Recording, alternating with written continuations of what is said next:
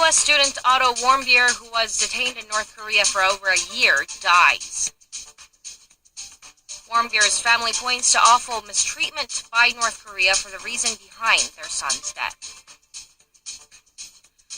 On Warmbier's death, U.S. President Donald Trump says bad things happened in brutal North Korea.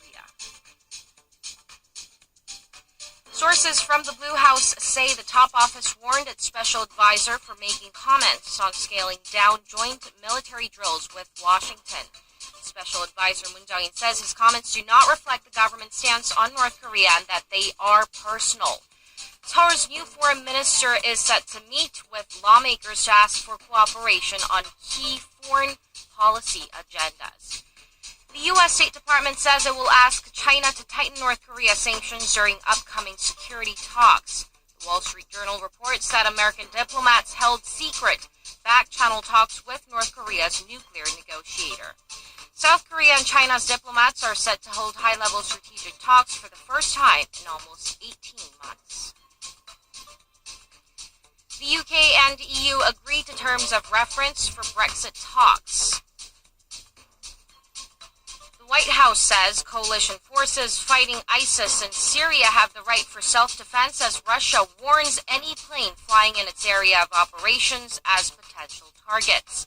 The driver of the van that plowed into pedestrians near a mosque in London has been identified as Darren Osborne, a resident of Cardiff in Wales.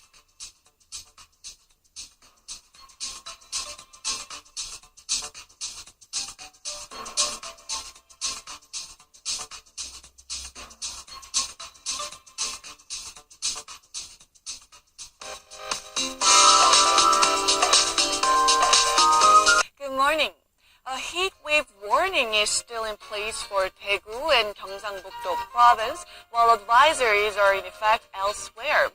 And it's forecast to be as hot as yesterday for the upper parts of the country, while southern regions will get slight relief from the heat today. As lots of clouds are covering the southern regions and rain has been falling on Jeju Island, in fact, 5 to 30 millimeters of rainfall is expected on Jeju Island throughout the day, while the northern parts of Gyeongsang-buk-do province could see some sporadic rain during the day. On that note, let's move on to today's temperature readings.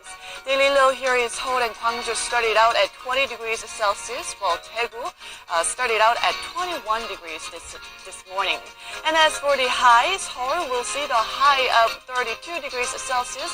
Daejeon and Daegu should see a high of 33 degrees along with high UV rays, while Busan and Jeju Island should get some relief from the heat, topping out at 25 degrees.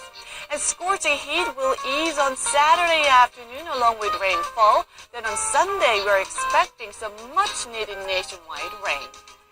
And that's all the weather update for now.